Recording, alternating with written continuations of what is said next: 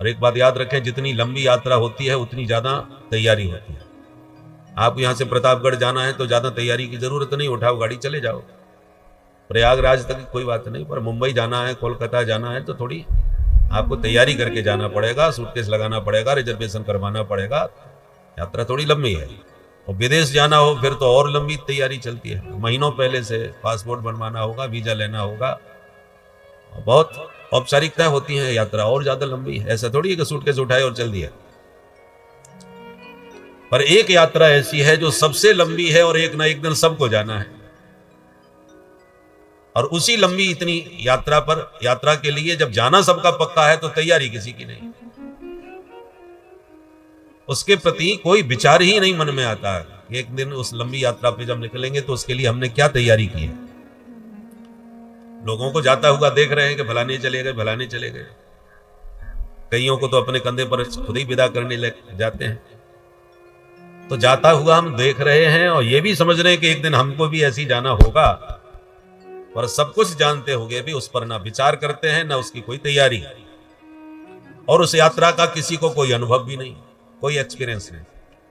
भाई विदेश पे आप कभी ना गए हो और जाना पड़े अचानक तो थोड़ी घबराहट सी होती है। तो फिर जो जाते आते रहते हैं उनसे जाके तुम थोड़ा सा मार्गदर्शन ले लो कि भाई आप तो खूब ही जाते आते रहते हो, जरा बताओ किन किन बातों का ध्यान रखना चाहिए परदेश में। वो बता देगा अपने अनुभव से, तो आप सावधान रहेंगे। पर जिस लंबी यात्रा पर एक दिन सबको जाना है उसका अनुभव किसी को नहीं है, जिससे आप पूछ लो कि भाई साहब आप तो जाते आते रहते हो, जरा बताओ, कोई बताने वाला नहीं। और जाना पक्का है, अनुभव किसी का कुछ नहीं। उसके विषय में यदि जानकारी मिलेगी तो केवल शास्त्रों से। मृत्युपरांत जीव की क्या गति होती है वो केवल हमारे धर्मशास्त्री ही हमें बताते हैं, और कोई बताने वाला है नहीं।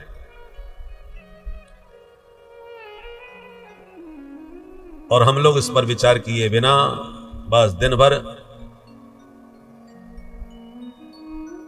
धन कमाना और परिवार का पेट भरना, रात भर सोना अथवा विषय भोग करना, बस इन्हीं दो कार्यों में हमने पूरा जीवन धीरे धीरे समाप्त कर दिया। निद्रिया ह्रियते नक्तम व्यवायेन च पावय दिवाचार्थे हया राजन कुटुंब भरणेन वा। रात्रि कैसे बीती? निद्रिया, निद्रा में सोते हुए। निद्रिया ह्रियते नक्तम, नक्त माने रात्रि, और व्यवायेन च, व्यवाय माने स्त्री प्रसंग। यो तो रात गई, और दिवाचार थे हया, दिन काय में गया? बोले अर्थोपार्जन में, और कुटुंब भरणे न बा, कुटुंब का भरण पोषण करने में। और इसी प्रकार सनई सनई समस्त उम्र समाप्त हो जाती है। पश्यन नपि न पश्यति, हम देखते हुए भी देखना नहीं चाहते हैं। तो करना क्या चाहिए फिर? सुखदेव जी कहते हैं एक काम है, तस्मात् भारत सर्वात्मा भगवान ईश्वरो हरि श्रोतव्यः कीर्तितव्यश्च स्मर्तव्यश्चेच्छता भयम्। मरने में कोई कष्ट नहीं होता, मृत्यु पर जहां विचार करो तब डर लगता है, एक दिन मरना पड़ेगा, ये सोच के ही घबराहट होने लगती है। मरने में कष्ट थोड़ी है। अच्छा प्रश्न उठता है, कहा सुना यही जाता है कि मरते समय बड़ा कष्ट होता है भाई। और शास्त्र भी कहते हैं, हमारे आचार्य महापुरुष भी कहते हैं, अंतकाले महादुखम तस्मात् जागृति जागृति, भगवान शंकराचार्य जी का वचन। जन्म दुखम जरा दुखम जाया दुखम पुनः पुनः अंतकाले महादुखम तस्मात् जागृति जागृति। प्रश्न उठता है अंतकाल में दुख होता है कि नहीं? ये कैसे पता चले भाई? देखो भाई, सोना और मरना एकदम बराबर। सोया हुआ व्यक्ति मरे के बराबर होता है, कहावत है, मरे के समान।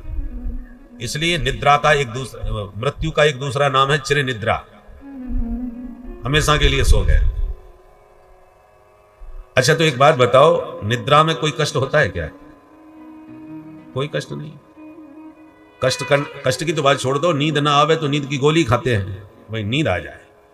नींद तो बड़ी प्यारी चीज है। ब्रह्मानंद सहोदर, योगी को समाधि लगा करके जिस ब्रह्मानंद की प्राप्ति होती है, हम संसारियों को नींद में, गहरी नींद में, सुसुप्ति अवस्था में वही आनंद की प्राप्ति होती है। इसलिए भगवान शंकराचार्य जी कहते हैं निद्रा समाधि स्थिति। निद्रा समाधि की स्थिति है।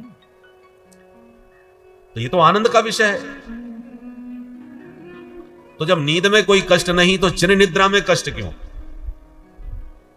दोनों की स्थिति तो बराबर है, सोना और मरना। बस एक अंतर है, क्या? हम नींद में जब सोते हैं तो हमें पता है हम सो रहे हैं, सोने जा रहे हैं, और सोने के बाद जग जाएंगे। जगने के बाद सोते समय जो सब कुछ छूट जाता है, दुनियादारी सब भूल गए, अरे अपने शरीर की भी सुध बुध खो गए, सब कुछ खो करके ही सोते हैं। वह जगने के बाद वापस मिल जाता है, शरीर भी मिल गया, परिवार भी, व्यापार भी, जो भी सोते समय हमने खोया था, जगने के बाद सब मिल गया। इसलिए नींद में कोई कष्ट नहीं।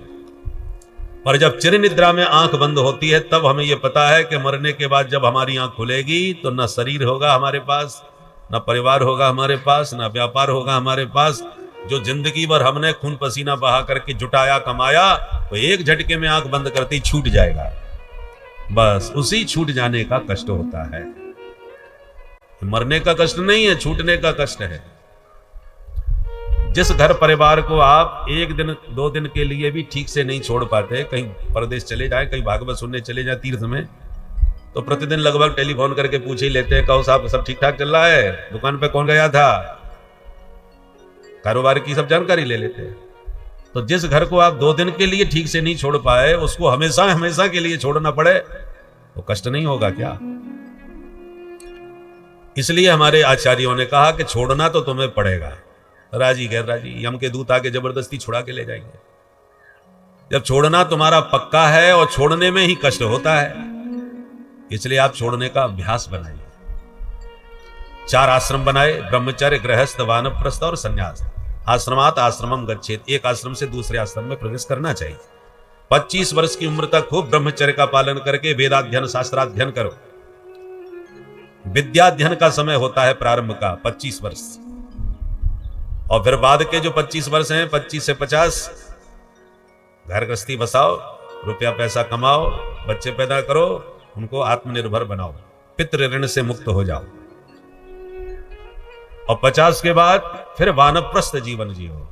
50 के बाद संख्या 51, 52 वन के संकेत मिलने लगते हैं। बोले अब वन को प्रस्थान करो, वानप्रस्थ बनो, घर गृहस्थी में आसक्ति जो तुम्हारी है वो जिम्मेवारी से मुक्त हो जाओ। पहले विवाह जल्दी हो जाते थे, 15-16 वर्ष की उम्र तक हो जाते थे। तो 15 वर्ष, 16 वर्ष, 18 वर्ष समझ लो, 18-20 तक भी समझ लो। 18-20 तक ये तो बच्चों की शादी हो गई, तो आप 50 वर्ष तक फ्री हो जाओगे बेटा बेटियों की जिम्मेवारी से। अब आजकल तो तुम्हारा 50-50 वर्ष के कुंवारे बरुआ घूम रहे हैं। बोलो राधे राधे राधे राधे। तो फिर वो कहां से वानप्रस्थ जीवन जी पाएंगे? बच्चों का विवाह हर हालत में कानून के दायरे में भी करो तो 18, 20, 21 तक कर देना चाहिए। तो आप समय पर फ्री हो जाओगे अपनी जिम्मेवारियों से। उसका परिणाम क्या होगा? आश्रमात आश्रमम गच्छेत, क्रम से आप जीवन जिएंगे शास्त्र विधि से। 50 के बाद वानप्रस्थ, सब कामों से फ्री, बच्चों को आत्मनिर्भर बनाओ, आप स्वयं अब जीवन के लक्ष्य को पाने में लग जाओ। जीवस्य तत्व जिज्ञासा, केवल खाने पीने बच्चे पैदा करने के लिए थोड़ी आए हैं, ये तो पशुओं का काम भी है, ये तो पशु भी जानते हैं। आपने अपने जीवन के लक्ष्य को पाने के लिए क्या किया? सारा जीवन नौन तेल लकड़ी में ही झोंकना कोई समझदारी थोड़ी है, मानवता थोड़ी है। मनुष्यत्वम मुमुक्षुत्वम महापुरुष संशय, भगवान शंकराचार्य जी का वचन है। मनुष्य बने हो तो पहले ये देखो आप में मनुष्यत्व आया कि नहीं। मानव बन गए तो मानवता आप में आई कि नहीं। मानवता के साथ आपने जीवन जिया तो मानवता को सार्थक किया। पर मानवता सार्थक करने से ही बात नहीं बनेगी। मानवता के साथ उससे भी ऊपर की बात है मुमुक्षा। मुमुक्षा माने मुक्ति की इच्छा। तुम्हारे भीतर यह जिज्ञासा कभी जगी कि मैं पैदा हो गया, 9 महीने मां के गर्भ में कितने कष्ट भोग करके जन्म लिया, मरते समय कष्ट भोग करके फिर जाऊंगा, फिर किसी मां के गर्भ में आऊंगा, यह झंझट से छुटकारा कैसे मिले, आवागमन मेरे जीवन में कैसे समाप्त हो, ये जो जिज्ञासा है इसी का नाम है मुमुक्षा, मुक्ति की इच्छा। क्या वो इस दुनियादारी के प्रपंच में पड़ना नहीं है। अब मुमुक्षा यदि जागृत हो गई तो आपने मानवता से भी ऊंची बात प्राप्त की। अब मुमुक्षा यदि जागृत हो गई तो ये मुक्ति मिलेगी कैसे? मुक्ति की युक्ति संतों के पास है। तो मोक्ष का मार्ग दिखाने वाले किसी संत की खोज मन में आए। ऐसा कोई संत मिले जो हमें मुक्ति का मार्ग दिखाए, उसका महापुरुष संश्रया। जीवन मुक्त किसी संत का दर्शन अनुग्रह प्राप्त हो जाए, यह तीसरी सबसे ऊंची स्थिति है। तो जीवस्य तत्व जिज्ञासा। तत्व जिज्ञासा कब होगी? जब पहले तो आपने पढ़ने लिखने में ही समय लगा दिया, ब्रह्मचारी आश्रम में, गुरुकुल में जाके सारी विद्याएं जितना पढ़ सकते पढ़े। ब्रह्मचर्य का पालन, गुरुकुल में पहले हमारे भारतवर्ष में गुरुकुल पद्धति थी। गुरुजनों के सानिध्य में गुरुकुल में रह करके खूब तपस्या कराई जाती थी। ब्रह्म मुहूर्त में जगो, संध्या वंदन तर्पण आदि करो, गौ सेवा करो, सारे काम गुरुकुल में करने पड़ते थे और पूरी तरह ब्रह्मचर्य का पालन करो, तब ब्रह्म तेज जागृत होता था। आजकल तो ब्रह्मचर्य की बात करना ही हास्यास्पद माना जाता है। कॉलेज की शिक्षा में तो ये बातें उपहासप्रद है। पहले गुरुकुल पद्धति में जब ब्रह्मचर्य का पालन करके ब्रह्म तेज से संपन्न होकर के फिर गृहस्थ जीवन में प्रवेश करते थे, तब गृहस्थ जीवन सार्थक और धन्य होता था, सुखद होता था। ब्रह्मचर्य जिसने ठीक से पालन नहीं किया, वो गृहस्थ जीवन भी सफल उसका नहीं हो पाता।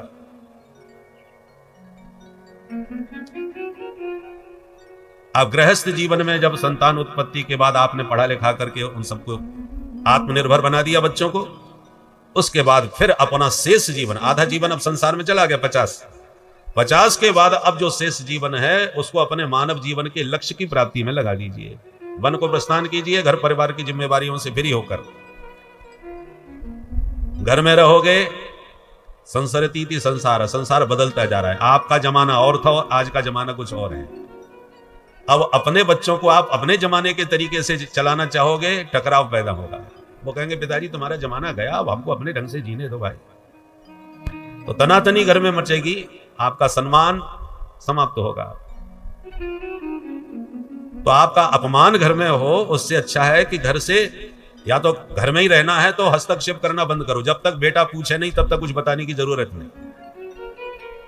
आप अमर नहीं है, आज नहीं तो कल उसे अपने ढंग से चलना ही पड़ेगा। तो आप देखिए कैसे चल रहा है। अब वो बच्चा नहीं है, आपने बचपन में उसे चलाया सिखाया। प्राप्ते तो 16 वर्षे पुत्र मित्र बदाचरे। 16 साल का जब बच्चा हो जाए तो मित्रवत व्यवहार करो।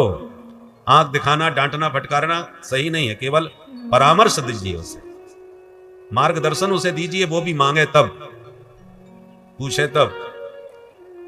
उत्तम यह है कि जितना हो सके घर से बाहर रहने का अभ्यास करें। साधु संतों के आश्रमों में जाएं, ज्यादा से ज्यादा संतों के सानिध्य में, सत्संग में समय बिताएं, ताकि बच्चे अपने ढंग से जिएं और आप अपने जीवन के लक्ष्य की ओर बढ़ें, अध्यात्म पथ के पथिक बने। और जब अध्यात्म पथ स्पष्ट दिखाई पड़ने लगे किसी सदगुरु के सानिध्य में, तब चौथा आश्रम है संन्यास। सर्वम एव न्यास। वानप्रस्थ उसे कहते हैं जिसमें पत्नी साथ में रह सके, दोनों मिलकर के आगे बढ़े। और संन्यास का मतलब पत्नी का भी परित्याग, केवल शरीर मात्र परिग्रह, बाकी सब त्याग। अब जब संन्यास जीवन में आपने सब कुछ त्याग दिया, और मरते समय त्यागने का ही कष्ट होता है, और कष्ट का कारण ही आपने खत्म कर दिया। भाई छोड़ने में ही तो कष्ट होता है ना, और पहले ही आप सब छोड़े बैठे हैं, तो अब काहे का कष्ट है? मस्ती में जियो, यहां रहो या वहां रहो, क्या फर्क पड़ता है? बोलो राधे राधे। राधे राधे। आप किसी को 5 लाख रुपया दान कर दो तो बड़ा हर्ष होगा, हमने इतना दान दिया, ये हमने ही मंदिर बनवाया, इतना रुपया हमने इसमें लगाया, खर्च तो हुआ, पर हर्ष हुआ खर्च करने में, क्योंकि आप अपनी मर्जी से लगा रहे। और डकैती पड़ जाए या चोर धोखा दे करके लूट करके आपसे 5 लाख रुपया ले जाए या 10 लाख ले जाए, तो आपको 2-4 महीने तक ठीक से नींद नहीं आएगी। क्यों? अपनी मर्जी से नहीं गए, जबरदस्ती कोई छीन गया, ले गया। छिन जाने में कष्ट होता है, देने में हर्ष होता है, वो दान होता है। ऐसे ही ये संसार तुमसे यम के दूत जबरदस्ती छीन करके छुड़ा करके तुम्हें ले जाएं तो आपको बेहद कष्ट होगा। और आप पहले ही अपने मन से संसार को निकाल चुके हैं। सच्चा त्याग कबीर का जो मन से दिया उतार, मन से सब कुछ त्याग दिया, हटा दिया, तो फिर अब कष्ट का कोई कारण ही नहीं रहा। मस्ती में रहो। छोड़ने का जो कष्ट होता है वो हम पहले ही छोड़े बैठे हैं।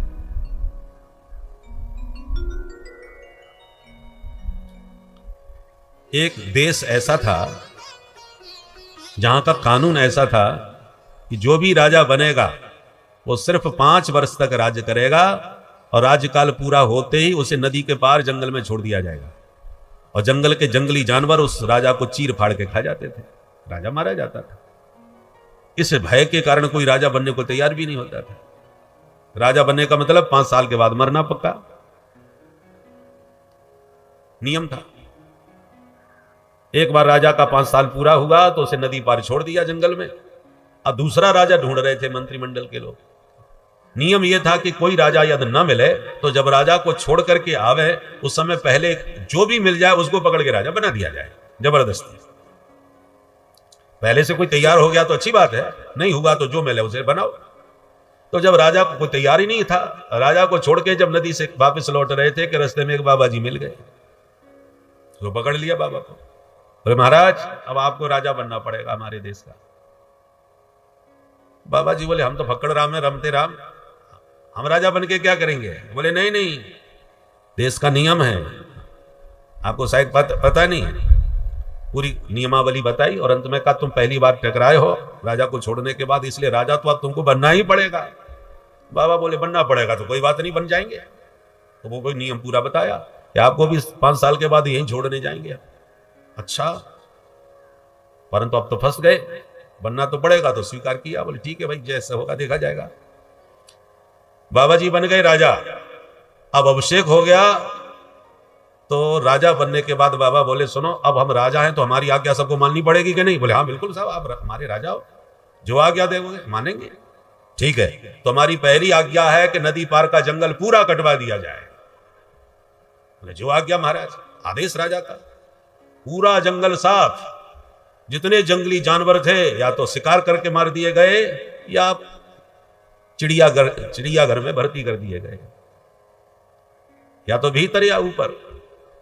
जंगल साफ साल भर में, पूरा जंगल साफ। बोले हाँ हो गया सरकार। बोले अब बढ़िया नक्शा बनाओ, बढ़िया शहर बसाओ, बिजली पानी सड़क की कोई किसी प्रकार की असुविधा ना रहे। हमारा सड़कें बढ़िया बन गई, बिजली जगह जगह लग गई और बड़े बड़े उद्योगपतियों को भूमि आवंटन कर दिया गया, बड़े बड़े उद्योग लगा दिए गए। बहुत बढ़िया अत्याधुनिक शहर नक्शे के अनुसार बना दिया गया। 5 साल में ये सब हो गया। जब 5 साल में सब हो गया, राजा का काल भी पूरा हो गया, उधर नया शहर भी बस गया। तब बाबा ने कहा अब बताओ हमको किधर रहना है, इधर या उधर। सब मंत्री बोले महाराज यहां से ज्यादा भी जलवा उधर हो गया जहां आपको छोड़ा है जाता। अब तो आप इधर रहो या उधर रहो, क्या फर्क पड़ रहा है, दोनों हाथ में लड्डू है। तो और जो आते थे वो 5 साल केवल मौज मस्ती में ही बिताते थे, ये भूल ही जाते थे कि हमें 5 साल के बाद जाना किधर है। नियम पर ध्यान दो। उस नियम पर ध्यान नहीं देके केवल राजा बन के मौज मस्ती किए, और जब जाने का समय आया तब घबराए, अब को क्या होगा, तो पछताएं होत क्या। परंतु बाबा तो बाबा ठहरे। बाबा ने पहले ही दिन से आगे की सोचना चालू किया, जहां जाना है वहां की तैयारी पहले से करना चालू करी। उसी प्लानिंग के साथ बाबा ने सब काम किया। तो जितने जंगली जानवर हिंसक थे वो सब गए ऊपर या भीतर, और जंगल साफ, जंगल राज्य भी खत्म, अत्याधुनिक तरीके से बना दिया। तो दोबारा परमानेंट के लिए उसी को बाबा राजा बना दिया। आपने तो गजब कर दिया। इसी प्रकार ये सबको मालूम है कि अंत में हमको जाना है उधर, तो जिधर जाना है वहां की कोई तैयारी यदि आपके पास नहीं है तो अंतकाले महादुखम पक्का है। परंतु जहां जाना है वहां की तैयारी पहले से ही आप करके चल रहे हो। जब संविधान में आप पढ़ रहे हो, देख रहे हो कि हमें जाना पड़ेगा ही, परमानेंट यहां नहीं रहने वाले, तो आपको जहां जाना है उसकी तैयारी करनी पड़ेगी, उसके बारे में सोचना पड़ेगा। सोचो या मत सोचो, समय तो आएगा जाने का। पर जो सोच के चलते हैं प्लानिंग के साथ, वो फिर मस्ती के साथ रहते हैं, क्योंकि उनकी पूरी तैयारी होती है, इसलिए वो डरते नहीं। बहुत से लोग हाथ ही इसलिए दिखाते, महाराज ये बताओ हम कब मरेंगे। भाई मरने की क्या जल्दी है तुम्हें, क्यों मरना चाहते हो? इसका मतलब जिंदगी तुम्हें बोझा लग रही है, जिया नहीं जा रहा संसार में। तो जिंदगी को बोझा बना करके मत जियो भाई, तैयारी के साथ चलोगे, प्लानिंग के साथ चलोगे, तो जब तक जीवन यहां है तब तक यहां मस्ती लो, और जब वहां की विदाई हो गए तो वहां जाकर के पहले प्लानिंग करके रखोगे, तो वहां जाने की भी आपको वही मस्ती मिलेगी, वही आनंद मिलेगा। या सूटकेस आपका तैयार है जाने के लिए, तो कभी भी यात्रा की आज्ञा मिल जाए आप चल दोगे। और बिना प्लानिंग के अचानक कोई कह दे कि आज आपको जाना है, तो घबराहट जरूर होगी। इसलिए लोक और परलोक दोनों की सिद्धि के लिए मनुष्य को तैयारी प्रारंभ से करनी चाहिए। इसलिए 4 आश्रम बनाए हैं। 2 आश्रम प्रारंभ के इस लोक को सुधारने के लिए, 2 आश्रम उस लोक को सुधारने के लिए है, वानप्रस्थ और संन्यास। और इस लोक के लिए ब्रह्मचर्य और गृहस्थ। ब्रह्मचर्य गृहस्थ में इस लोक को संभालो, और वानप्रस्थ और संन्यास में उस लोक को संभालो। बोलो राधे राधे राधे राधे। मृत्यु का भय कैसे मिटे? सुखदेव जी कहते हैं, परीक्षित, जो मृत्यु का भी मालिक है उससे तुम संबंध बना लो, मौत का भय अपने आप मिट जाएगा। यदि कोई अपराधी किसी अधिकारी के बगल में तान सीना बैठ गया, तो 2 ही कारण हो सकते हैं। या तो वह अधिकारी को पहचान नहीं रहा, ये बहुत बड़े अधिकारी है, इसलिए सीना तान के उनके बगल में जाके बैठ गया, अपराधी होते हुए भी। अथवा ये जानते हुए भी कि अधिकारी है फिर भी बैठ रहा है, इसका मतलब कोई बहुत बड़े नेताजी का हाथ इसके सिर पर है। बोलो राधे राधे राधे राधे। इसलिए वो किसी को कुछ समझ ही नहीं रहा। 2 ही कारण होते हैं। उसी प्रकार यदि मृत्यु से आप नहीं डरते, मृत्यु कितनी खतरनाक है और उससे भी आपको डर नहीं लगता, तो 2 ही कारण हैं। क्या? या तो मृत्यु पर आप विचार ही नहीं करते। भाई मृत्यु के बारे में सोचो मत, तो काय का डर? सोचेंगे, विचार करेंगे तभी तो डर लगेगा मौत का। तो मृत्यु पर विचार मत करो तो कोई डरने वाली बात नहीं है। और विचार करो या न करो, मौत तो निश्चित है। और ये निश्चित मौत को समझते हुए भी, मृत्यु पर विचार करने पर भी मृत्यु से यदि आप नहीं डर रहे, इसका मतलब मृत्यु के भी मालिक का आपके सिर पर हाथ है। इसलिए मृत्यु का काय का डर? दरोगा जी आपको डराते हैं तो आप डर जाते हैं, परंतु यदि नहीं डर रहे, इसका मतलब एसपी साहब से आपका अच्छा संबंध है, ऊपर के अधिकारियों से आपकी जान पहचान अच्छी है, इसलिए आप दरोगा जी से क्या डरना।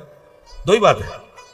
उसी प्रकार मुरलीधर माधव से जिनका नाता दृढ़ हो जाता है, उनको मौत का डर नहीं लगता।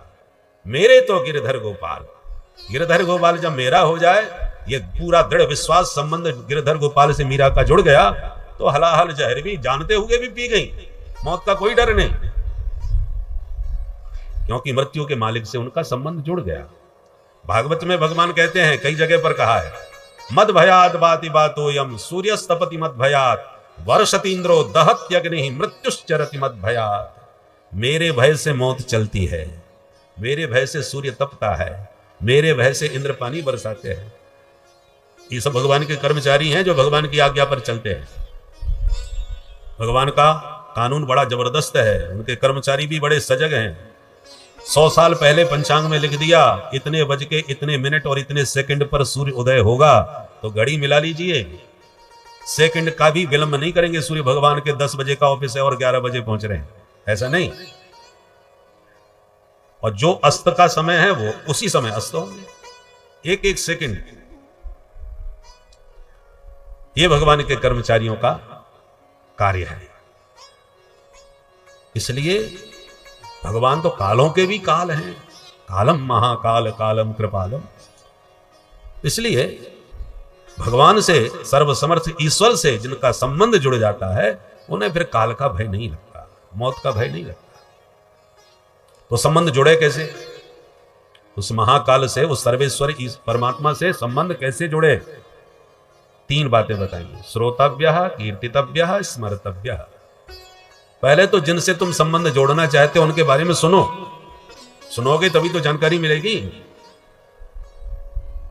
भगवान की कथा वार्ता जो आप सुन रहे हैं उसमें भगवान के विषय में बताया जाता है, उनका स्वभाव कैसा है, उनका प्रभाव कैसा है, ये सब जानोगे आप तो जान के ही प्रेम जगेगा। जाने बिन न होय परितीति, बिन परितीत होय नहीं प्रीति। प्रेम तभी होगा जब उनके बारे में आप जानोगे। ज्यों ज्यों जानकारी मिलेगी त्यों तो प्रेम बढ़ेगा।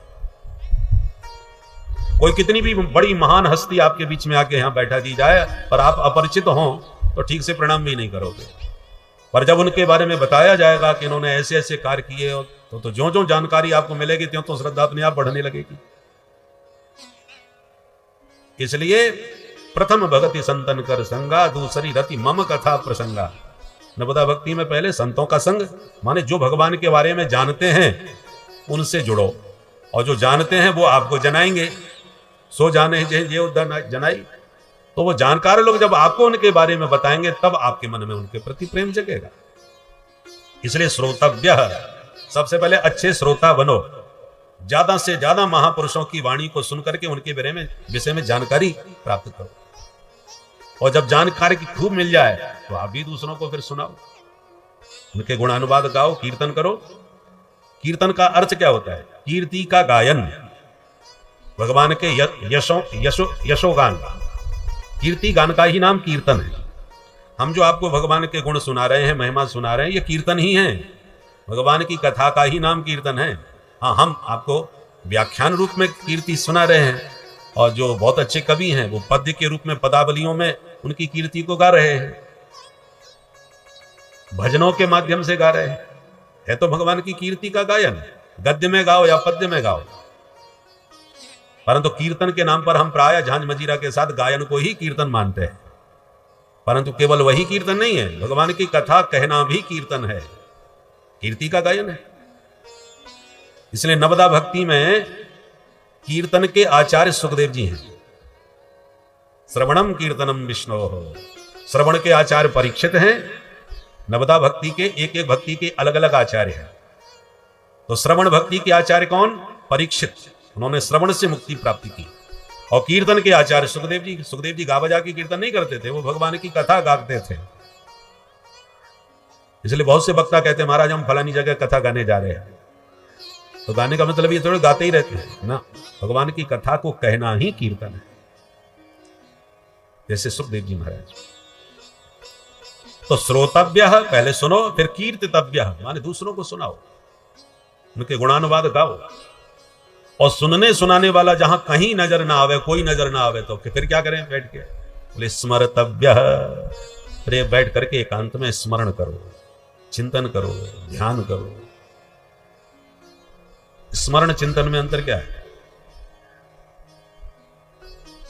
अप्रयत्नश्चित्त व्यापारो स्मरणम, सब प्रयत्नश्चित्त व्यापारो चिंतनम। जिसको याद करने के लिए चित्त पर बिल्कुल भी जोर न लगाना पड़े उसका नाम है स्मरण। आपने हमारा नाम पूछा कि महाशय आपका नाम क्या है, तो हमें सोचना थोड़ी पड़ेगा, फट से बता दिया नाम गाम कुछ भी। तो जिसको बताने में हमें बिल्कुल ना सोचना पड़े उसका नाम है स्मरण, हमारी स्मृति में है। किंतु आपने सामने आके कहो महाराज जी हमको पहचाना, तो हमने चेहरा ध्यान से देखा और चित्त पर थोड़ा जोर लगाया सोचने के लिए, कभी सिर खुजलाए, हाँ याद तो आ रहा है कहाँ देखा था, मिले तो है, और फिर एकदम याद आ गया, अरे तीर्थराज प्रयाग में कुंभ से आपसे भेंट हुई थी, कुंभ में। तो जोर लगाया तो आपको याद आ गया। इसका नाम है चिंतन। चित्त पर जोर लगाने के बाद जो याद आवे उसका नाम चिंतन, और बिना चित्त पर प्रयास जोर दिए आपको याद आ जाए उसका नाम स्मरण। तो स्मरण करो, चिंतन करो और ध्यान करो। ध्यान कैसे किया जाता है महाराज? सुखदेव जी कहते हैं ध्यान लगाने वाले को पहले 4 बातों का अभ्यास करना चाहिए। कौन कौन? जितासनो, जितश्वासो, जित संगो, जितेंद्रिय, स्थूले भगवतो रूपे, मनः संधारयेद्धिया। 4 बातों का अभ्यास करो। पहले जितासना, एक आसन पर बैठने का बढ़िया अभ्यास होना चाहिए। आसन सिद्ध। ध्यान लगाने के लिए आप बैठे और 10 मिनट में ही कमर दुखने लगी कि पैर दुखने लगा, फिर पैर पसारने लगे, तो पूरा ध्यान शरीर में ही पड़ा रहेगा, भगवान में कैसे ध्यान लगेगा। इसलिए आसन सिद्ध होना चाहिए। ध्यान करने वाले को जितना हो सके रीढ़ की हड्डी सीधी करके बैठना चाहिए। अनेक आसन हैं, पद्मासन में बैठो, सुखासन होना चाहिए, आराम से बैठ सको बिना किसी परेशानी। बैठने समय रीढ़ की हड्डी सीधी हो।